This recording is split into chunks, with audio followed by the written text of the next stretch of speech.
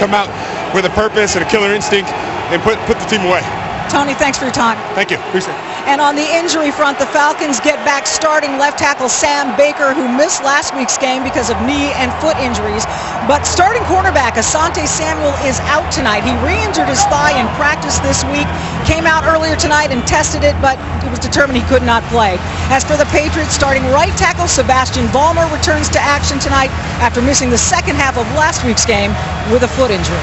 All right, thank you, Michelle. And I think that as Atlanta wins the toss and elects to receive and Gostowski kicks off, Gonzalez summed it up perfectly. They have to finish. This is a team noted for comebacks through the past few years, but blowing 2 leads and then blowing a couple of leads in the playoffs last year. And Jacquizz Rodgers, who will alternate at running back tonight with Jason Snelling, is back to receive the kickoff. So here we go on Sunday Night Football from Atlanta. And Rodgers will down it in the end zone with the Falcons, and Ryan taking over at the 20. Let's take a look at the Atlanta starters. Matt Ryan, Boston College. Jacquizz Rodgers, Oregon State. Patrick DeMarco, South Carolina. Julio Jones, the University of Alabama. Roddy White, Alabama, Birmingham. I'm Tony Gonzalez, University of California. Sam Baker, Southern Cal. Justin Blaylock, Texas. Peter Kahns, Wisconsin. Garrett Reynolds, University of North Carolina. Jeremy Trueblood, Boston College. Chris talking about protection up front, and that has been the key for Ryan this season. He's a whole lot better when he has time and when he's not contacted. We'll show you some numbers later as the pass to the outside is hauled in by Tony Gonzalez. So right off the bat, they go to the tight end, run out of bounds by Hightower after a gain of 4. Ryan 34-5. He'll go no huddle here in this building. He was drafted in the first round in 2008. First round also that year, Joe Flacco. So the two side by side in their careers. With Flacco, of course, winning the Super Bowl last year. When will it be Ryan's turn? Jacquizz Rodgers up the middle for a gain of a couple. 3rd down and 3. Already good matchups across the board here. Probably the most intriguing one, Aqib Talib of the New England Patriots. Their best corner has been on Julio Jones, but this time Alfonso Dennard comes over here to match up. Again, going no huddle, hurry up at the outset, or at least no huddle. Now Ryan will slow it down in the first minute of the game on 3rd down and 3. Has time, shoots one over the middle, and that's Gonzalez making a great catch between 2 defenders. 17 years in the league, he still has it, huh? I don't know what you do. Rod Mayo is going to have absolutely perfect coverage on this one, and you just go up the old basketball player and hauls the thing in. I mean, that is indefensible. 25-yard gain. They are in New England territory at the 47-yard line. Swing it to the outside. This is Rodgers, and Rodgers will take it for a gain of about 6. Tackled there by Steve Gregory. One more time, a look at this catch. Mayo has to be thinking, what in the heck do I have to do? The safety, Steve Gregory, right over the top as well. Gonzalez catching a pass in his 199th consecutive game, second only to Jerry Rice. Rice with 274. And it's a first down here as Jacquizz Rodgers moves inside the 35-yard line. So a good start. A lot of teams recently deferring, but Mike Smith says, I want the ball against this New England defense. Wins the toss, and they're on the move. A lot of hand signals going on with Matt Ryan. There's a little, he's doing the basketball thing, and guess who the basketball player was on that one? Tony Gonzalez. Now Snelling comes into the game. Snelling at 5'11", 234, replacing the 5'6", 195-pound Rodgers. Two of them both played well last week at Miami. Play action. Buys a lot of time, but then he has to check it down to the outside, and it's caught by Harry Douglas, their number 3 receiver. Let's take a look at the New England defense. Rob Ninkovich, Purdue University. Vince Wilfork, the U. Tommy Kelly, Provine High School. Chandler Jones, Syracuse University. Dante Hightower, the University of Alabama. Brandon Spikes, Florida. Gerard Mayo, Tennessee. Akeem Talib, North Dallas, Texas. Steve Gregory, Syracuse. Devin McCourty, Rutgers. Fonzo Dunn, University of Nebraska. Talib leading the league coming into the weekend with 3 interceptions. Former Tampa Bay Buck. Talib has lots of help on that last one. A double move from Julio Jones with the safety over the top. 2nd and 5. Ryan under pressure throws, and that's caught by Roddy White. White trying to get healthy. He's been bothered by a gimpy ankle, and of course what they've been able to do with defenses is double Jones, pay a lot of attention to Gonzalez, but if White can get healthy, that's going to open up for everybody. Well, especially down in the red zone, which is the one place that we've seen the Atlanta Falcons struggle here lately. Probably cost them the game last week. On the ground, here is Snelling. And Snelling, 7th-year back out of Virginia, gain of 3. Bill Belichick took over as the New England coach in 2000. 14 seasons, 3 Super Bowl titles, 5 Super Bowl appearances. Mike Smith came here in 2008 and has really done a masterful job. Falcons finally getting off the schneid last year, winning a playoff game, but losing in the NFC Championship game to the 49ers, costing them a trip to the Super Bowl. Stay in the 2 deep, probably come run here now. Instead, play fake to the outside, making the catch is Roddy White, and White takes the ball to the 5, run out by Dennard there. It'll be 1st and goal. In the first couple of games, there has been a noticeable limp out of Roddy White, and we are seeing the single coverage on the outside against him. The protection much better already than what we saw a week ago. Certainly is going to help having Sam Baker back in there. Rodgers back in the game. This is the 10th play of the opening drive, all no huddle.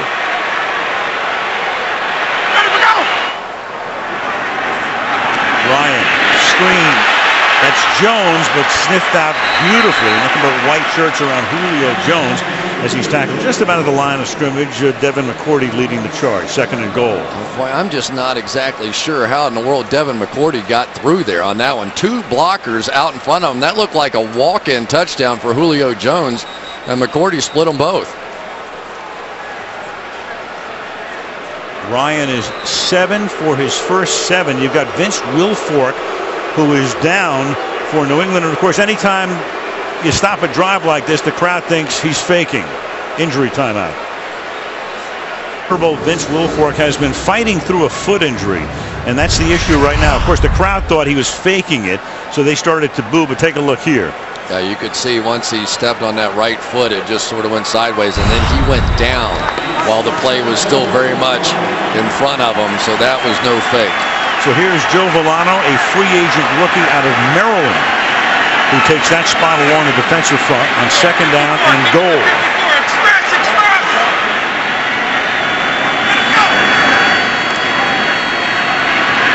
Ryan, and that one is out of the back of the end zone. They went 3-by-1 to the right side. Gonzalez on the left side.